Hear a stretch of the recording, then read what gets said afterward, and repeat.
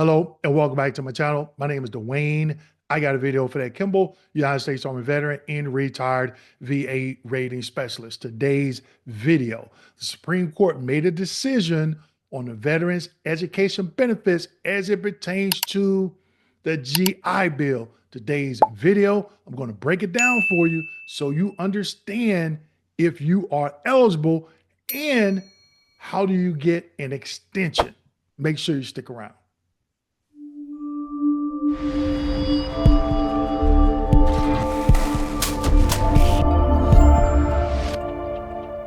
Okay, so the Supreme Court made a decision, and the impact of that decision is called Rudisill. I think I pronounced that right, okay? But it's the impact of the Rudisill Supreme Court decision on veterans' education benefits.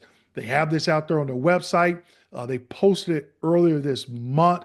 I checked it out, and I'm going to bring you this information today. So I'm going to go ahead and share my screen. Give me 1 second.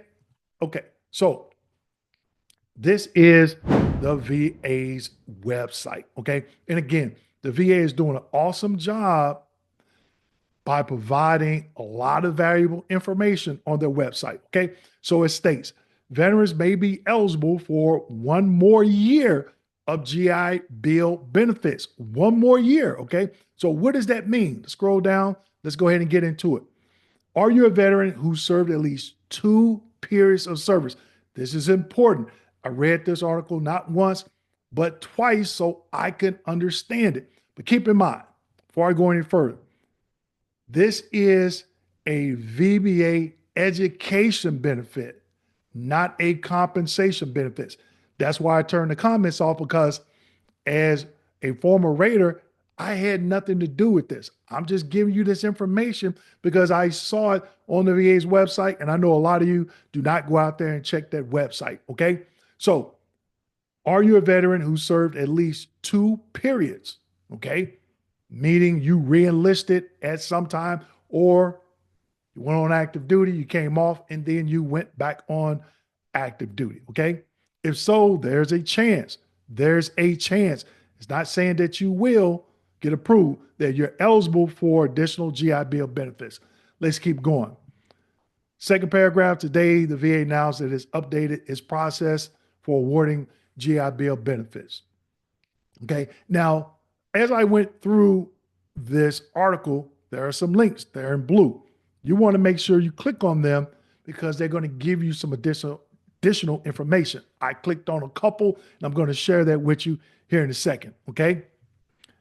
So third paragraph, specifically under the previous policy, eligible veterans who served at least 2 periods of service were forced to choose between the Montgomery GI Bill and the post 9/11 GI Bill for a maximum of 36 months of GI Bill benefits. Under the updated policy, veterans will no longer have to make the choice when they apply for benefits, meaning that they can qualify for up to 48 months. So they're taking us from 36 months to 48 months, giving you an extra year, 12 months, okay? Also, it states many veterans are also now eligible for additional retroactive benefits, specifically veterans who served at least 2 periods of service. You hear them talking about 2 periods of service, 2 periods of service, okay? That is key. Now, on va.gov, there is contact information for the education department. You have questions, make sure you reach out to them and get those answers for the questions that you have, okay? There towards the bottom, these veterans may be eligible. And again, people, let's not overthink this. Don't take a circle or a square and try to put it in a circle. It's not going to fit. These veterans may be eligible. They're telling you may be eligible. They're not saying that you are if you have 2 periods of service, okay? To receive 12 months of additional retroactive GI Bill benefits, bringing them to a total of 48 months. Now, it's been a while, years, since I used my educational benefits. So somebody let me know in the comment section, what are they paying? What is their monthly payout? Okay, what is the monthly payout for that? Okay, Who qualifies for this expansion? There it is again. Veterans who served at least 2 periods of service. Okay. Will I be notified if I'm eligible? It's a good question. Yes. VA will be distributing communications to potentially impacted beneficiaries. Okay. If you hadn't been notified and you think you qualify, contact the VA's education department. Okay. They're going to be able to tell you, okay, exactly what you need to do if you feel you qualify and you did not get notified. That is important. Do not call the VA's 800 number for compensation. 9 times out of 10, they're going to tell you you need to contact the VA's education department. Okay. VA.gov, do a search for education. My GI Bill benefits expired. Will there be an extension if I'm found eligible to receive an expiration date extension? Applications must be submitted by October 1st, 2030. Okay. Make sure you reach out again. I cannot stress that enough, and let them know, hey, I've been found eligible, but my education benefits are expired. I want to put in an extension.